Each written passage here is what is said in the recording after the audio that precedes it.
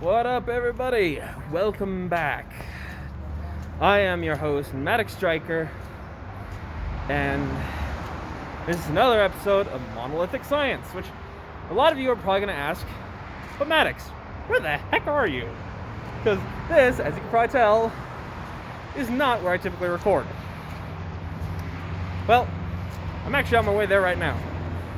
So, every day when I get off work, there's a specific route I have to go to get home. And I record my video on that route. I just hadn't decided to record it earlier today. And so far, it's actually working out decently well for the lighting. In fact, actually right here, you can actually see me really well. I should probably just record the rest of the video here, but I don't know. Maybe the traffic's a little too loud. Let me know what you guys think in the comment sections for this, and yeah, depending on what you guys think is where I'll continue to record.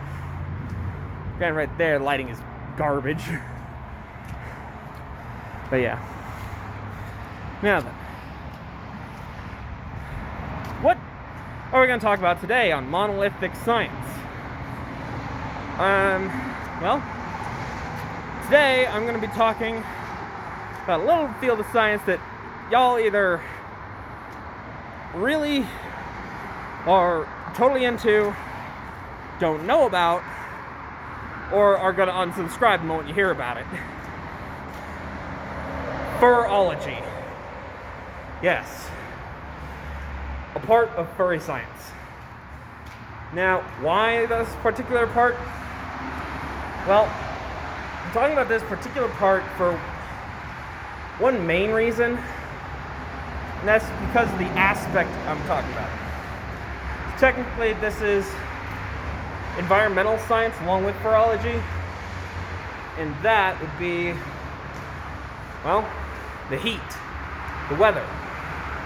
Now, a lot of you probably see some furries in these all black fursuits or whatnot, which are freaking amazing, by the way. And if you haven't guessed, yes, I am a furry. But anyways, then, like, okay, you see them, and if it's winter, it makes total sense. But if it's summer, you're probably thinking, how are they not dying in that? Well, that's all in what they wear underneath it. No, they're not naked under there. Get your mind out of the gutter. Anyways, what they wear underneath is actually a couple things that I recently acquired. For example, recognize that symbol? Under Armour. Particularly, it's Under Armour heat gear. How does that stuff work, right? Wicks the body heat away from you, basically. I don't know all the science to it, but I can tell you that since wearing an Under Armour shirt, an Under Armour heat gear shirt, this 100-degree weather has not been affecting me anywhere nearly as much. Now, if you're wondering about the towel, that's just, one of those sports towels that you would get wet, stretch, and instant relief from the heat, which is also helping. But you won't see that underneath the fur of a fursuiter. Other things they tend to wear. Sometimes they might actually wear an ice vest underneath, which, that's this thing right here. And those are actually more expensive. Those cost around $100. That's why you're not going to see them all with it. But if they can, they tend to get those. As well as various other cooling vests and whatnot. And you actually, trust me, that has been a lifesaver. If I hadn't had this ice vest, I probably would have had stroke more than once. And I'm talking heat stroke.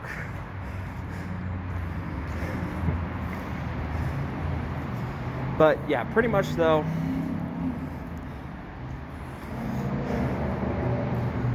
with the like, there's actually a lot more heat equipment out there. Like, for example, there's not just, t-shirts for Under Armour heat gear. There's pants, shorts, whatnot like that. I don't know if they have pants, actually. I should look that up. I'll mention it in the description below, if and when I find out that there are Under Armour heat gear pants. Which, by the way, don't be fooled. You don't want to get Under Armour cold gear. Under Armour cold gear is actually counterintuitive to try and deal with the heat. Because really, heat gear and cold gear are actually telling you what it's built to handle, what it's built to help you with. For example, heat gear helps you not die in the heat, cold gear, not die in the cold. And that's a little clarification. I know a lot of you probably already guessed that. But yeah. Now, another thing that you guys would probably benefit from knowing is become a meme recently to, tell everyone to drink, to hydrate, but do it, please. Do yourself a favor. You see that shiny liquid on my head? That's sweat. The more you sweat, like me right now, the more you need something to drink. The more you need to hydrate. Because the moment you stop sweating, that's the moment you start going into heat stroke. So don't let that happen. Drink, drink, drink, okay? I can't even get that through enough to you. You must drink. And not alcohol. My God.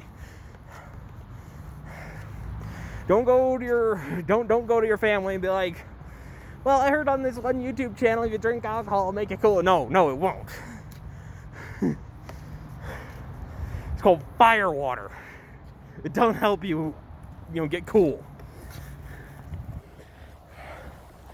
No. That'll just make you drunk. And more dehydrated. Another thing that will actually make you more dehydrated is soda, energy drinks, things with caffeine in it. Which I know sounds really unfortunate. Because like, oh my God, why? Why can't I have my caffeine? Don't worry, we're going through that pain together. But it doesn't mean you can't have it. You can drink your sodas and energy drinks if you need to. Lord knows I have to. Gotta have my Dr. Pepper on. I just ain't right. But think of it this way. For every bottle of soda you drink 2 bottles of water. For every can of Monster you drink, 4 bottles of water. Why? Because the caffeine content and various other things like that in Monster is about like double that of a soda. The closest soda I've seen to an energy drink is actually Mountain Dew, which, by the way, is pretty good, but it's not exactly good for you. But regardless, though. Now then, you also, aside from hydration, oh, actually, while we're still on the topic of hydration, Gatorade and Powerade, those are sports drinks. Those are good. Just don't drink a shitload of it. In fact, actually, if you're drinking sports drinks, what you want to do is actually space those out too. Because what those do is replace the electrolytes you sweat out. Now, by the way, in case any of you are wondering, I'm not a trained medical professional, but I have actually received some training from an SF medic, which, if you don't know what SF is, that's United States Special Forces of the Army. Their whole thing is they have to know medical because there's no doctors where they're going. They have to be their doctors. And dentists, actually. My Grandpa Greg actually knew dentistry. Surprised a lot of dentists when he was able to tell him exactly which tooth was giving him any problems. Dentist's like, wait, you know that stuff? It's like, yeah, And so, yeah, it's pretty impressive. I didn't learn everything he learned, but I have learned basically what you need to do to either prevent heat casualties or to help someone who is currently a heat casualty, which ranges anywhere from having serious heat exhaustion to going into heat stroke. Or even mild heat exhaustion. You still want to help them because it could get worse and you don't want it to. Now, I don't remember all the symptoms right off the top of my head, but when they're going heat stroke, you'll know. They stop sweating, they're staggering, they're dizzy, having headaches, nausea, all that stuff. They're basically, they're going down. And that's when you call 911, because at that point, chances are they need to go into the hospital. Now, they might be lucky, like I was the other day, and be in such a very minor stage of heat stroke that you can still counteract it by cooling them off rapidly. Because in that state, you need to get them cooled off. But anyways, back to the drinks. Things like Powerade and Gatorade. What I typically do is I have one, and then I have like 5 consecutive bottles of water throughout the day. And sometimes I end up with more Gatorade because I'm sweating that much. Sometimes more water because I just need to cool off that much. It's one of those, you got to know your body, you got to know what it can handle and how much you need to put back into it. Which I've actually surprised people, because on really hot days where I'm sweating a lot, they ask me why the hell I'm eating, salt and vinegar chips, which does sound initially counterintuitive, but I'm eating it for the salt. Because, again, salt actually puts in those electrolytes. Again, though, you do want to be careful with that. I am not a actual medical professional, though I know what I know, and my knowledge is, pretty good. It's better if you talk to a medical professional on this, because then, they can tell you for sure. But again, so yeah. Also, if you are trying to keep yourself cool while hydrating, don't gulp it. I know it's tempting, but you're not that guy who can't talk right now because he's making piss, You're not doing that, all right? It's better to sip it down and just cool off, because the longer it takes you to drink it because you're sipping it is also more time you're taking to cool off, technically. And your body can handle it better.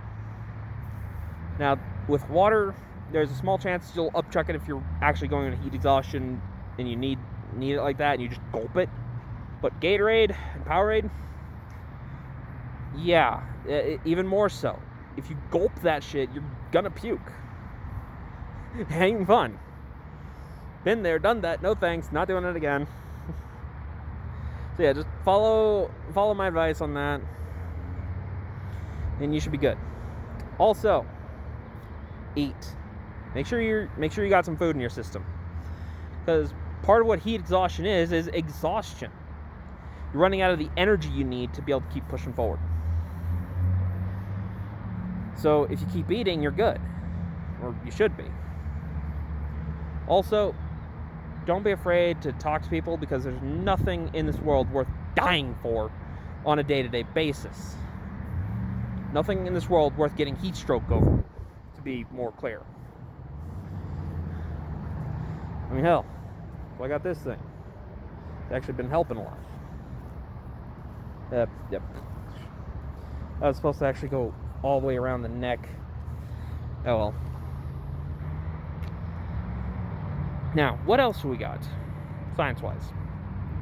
Because this is Monolithic Science. Which, I know we're not talking about the monolithic stuff of science, but considering the weather, I felt that it would be important to talk about. I want to make sure that you all are safe, okay? Now, I did mention we're talking about phurology, and this is Monolithic Science, so it wouldn't really be fair, though, actually, now that I think about it, to just leave it off with that.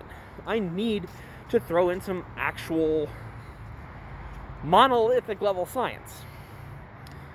So, I think I got you guys covered on that. How many of you wanted to augment yourself to be more, stronger, faster, Whether or not it's actually an animal is kind of your own thing. I know personally, dragon? Either that or a Sergal. I mean, if you look at my profile picture on YouTube, it is actually my persona. It's a Sergal. A blue Sergal. Yes, I'm blue cheese wedge. Merp. But yeah.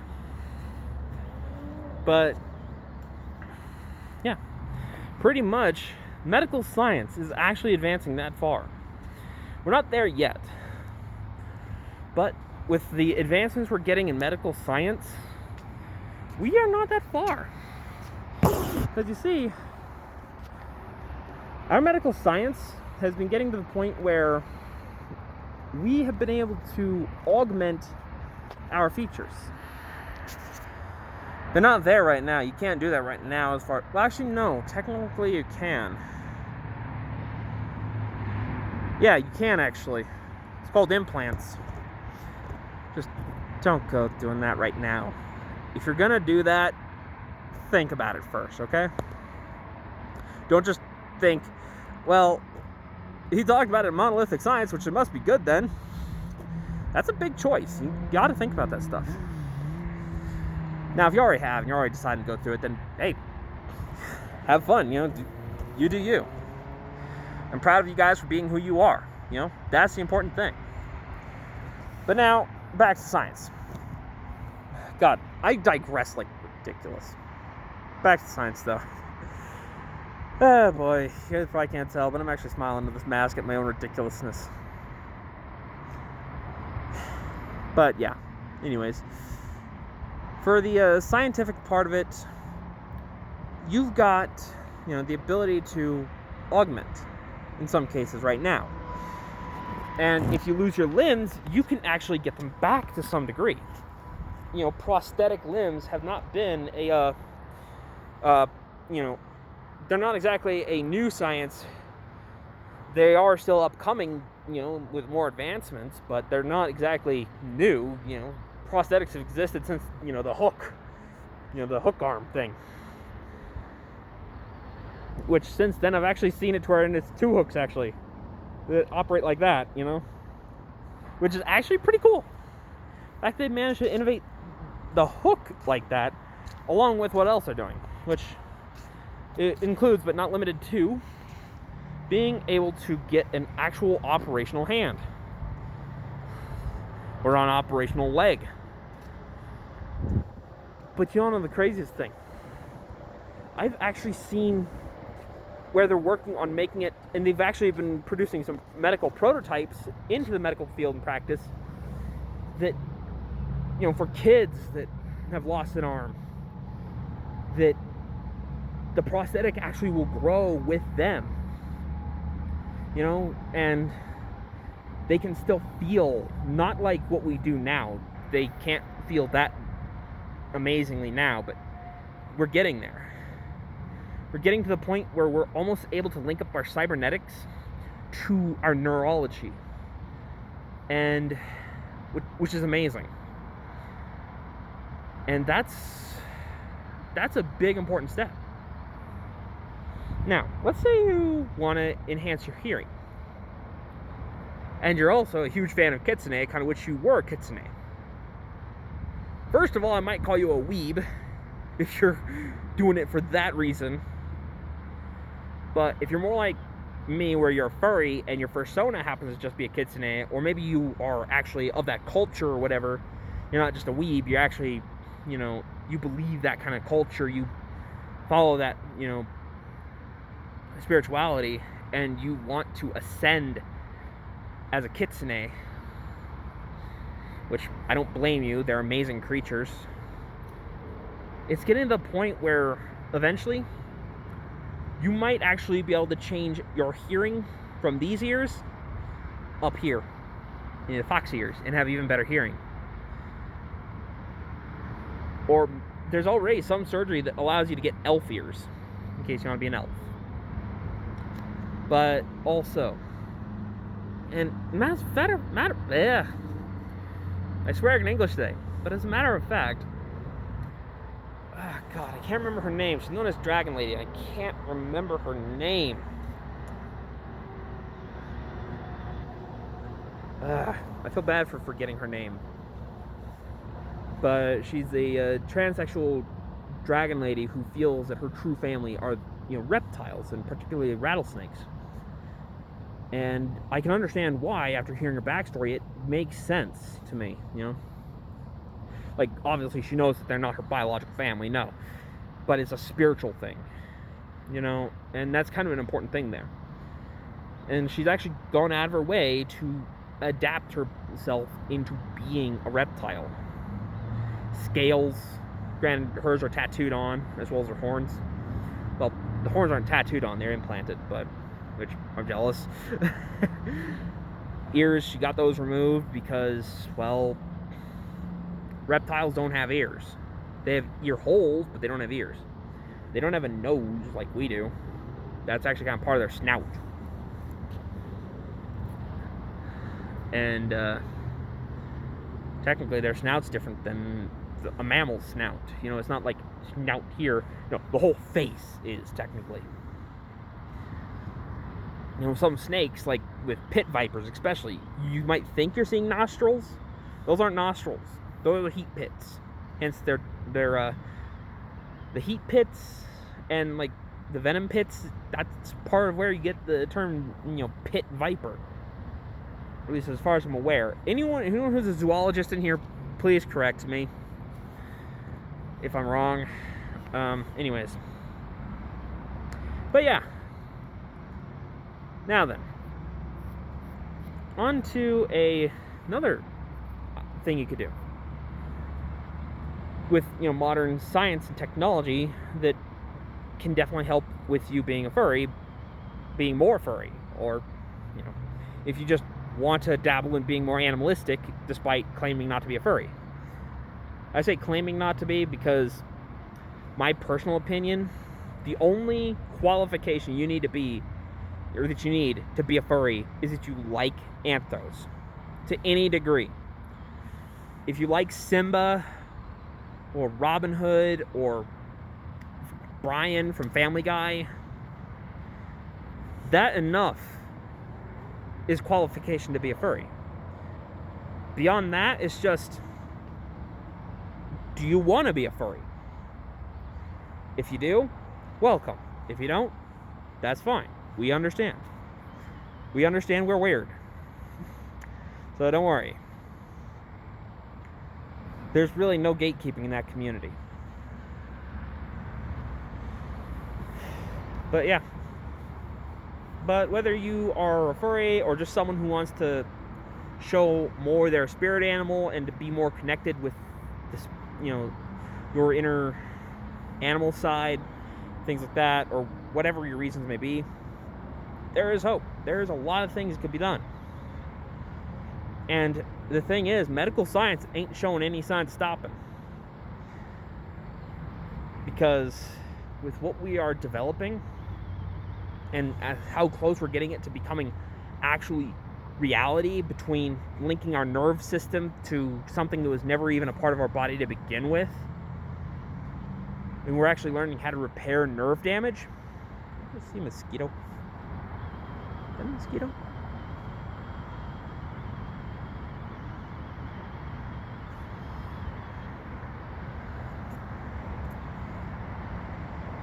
It's not a mosquito, but it's not welcome on my body, that's for sure. Bugs. Oh, he's off me. And he's gone. Right. Sorry about that. that almost went around properly. Anyways. But yeah, with the advancements in medical science, both the world of Cyberpunk and the world of Anthros that a lot of people want. More people want the... Actually, I don't know. I'm going to have to do a poll on that now. Once I figure out how to do that. But yeah. You know what? When I post the poll, everyone tell me which do you want more? A world of Anthros or a world of Cyberpunk? So basically, a world where everyone is hybridized with animals. Things like cat people, like the Khajiit, or, werewolves, and other Anthros. Or a world where everyone has cybernetic augmentations to some degree or another.